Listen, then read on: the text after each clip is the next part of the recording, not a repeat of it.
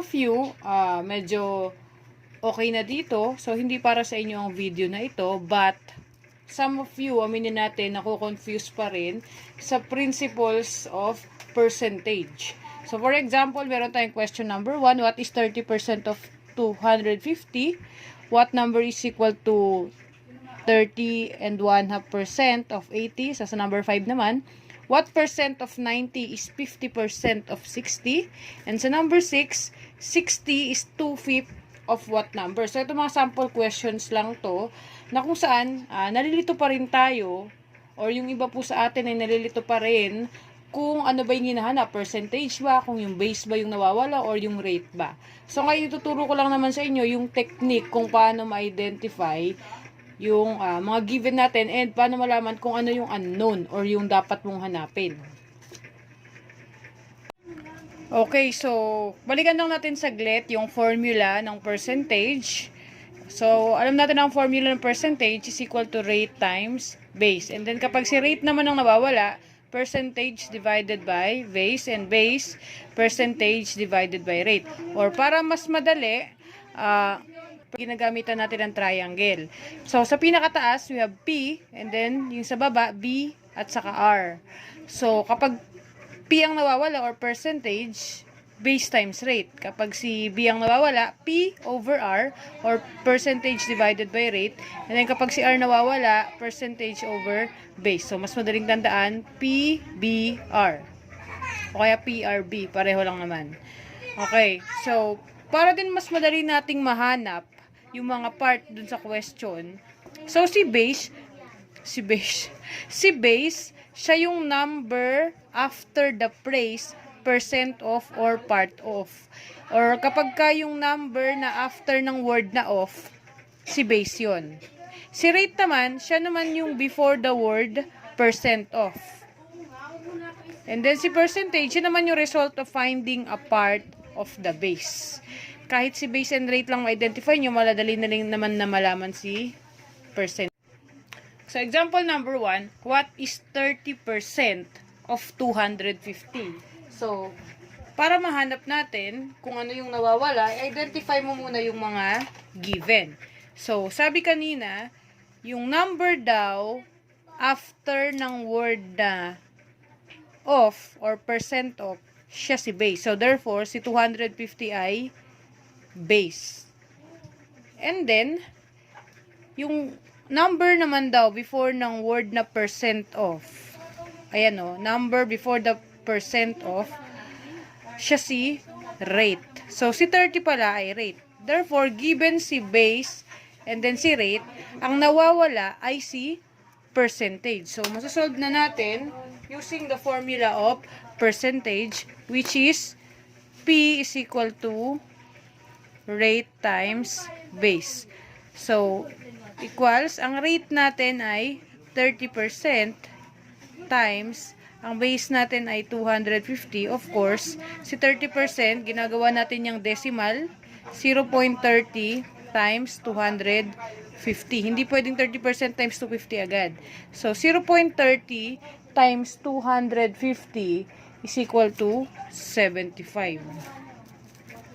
So, the answer is 75. So, 75 is 30% of 250.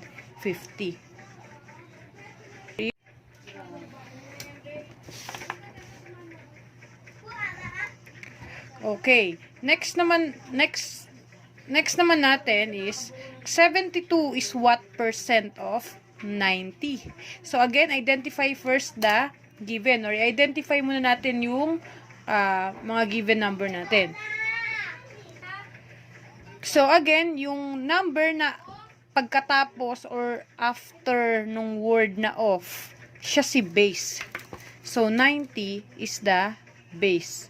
And then, kung makikita nyo naman, yung word na percent of, wala namang number before nung word na percent of. So, walang number. Ang nakalagay, what. So, therefore, si 72 ay hindi rate, siya ay percentage.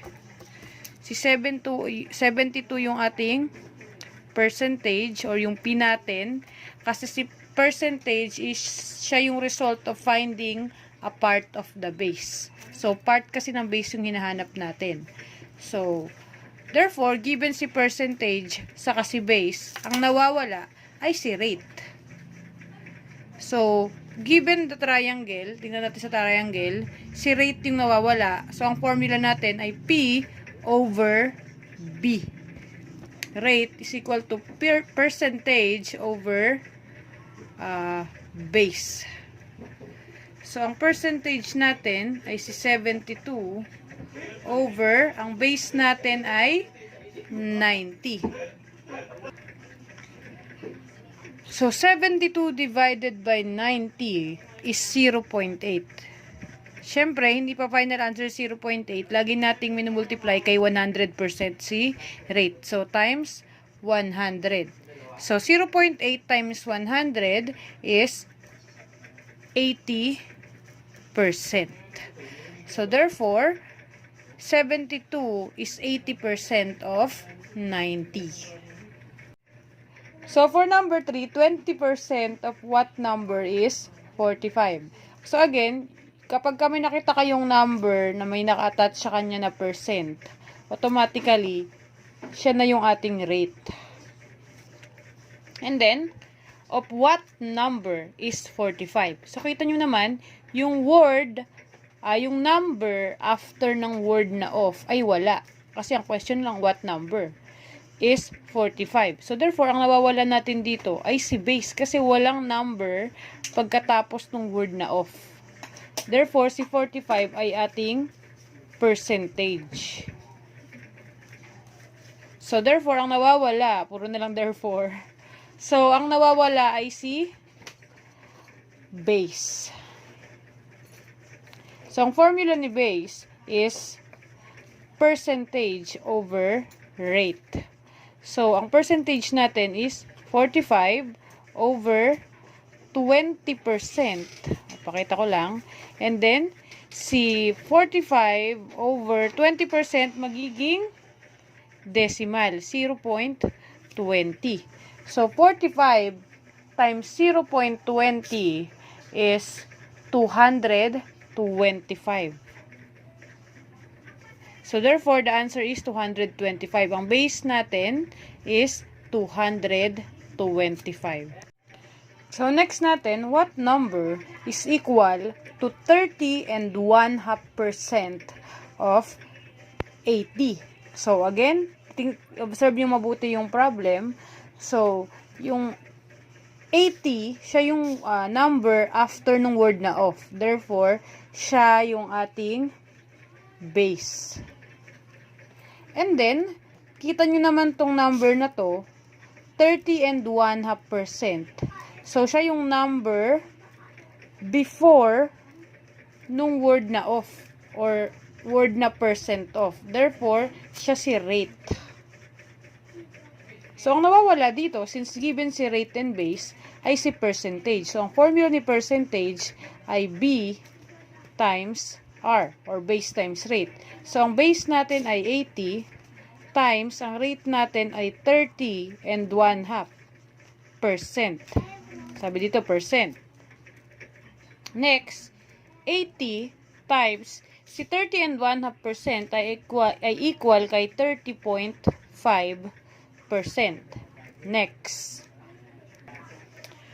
So, ngayon, si 30.5% gagawin nating decimal kasi kailangan mawala yung word na, mawala yung percentage dyan. So, 80 times 30.5, mangumove lang tayo ng dalawa. 1, 2.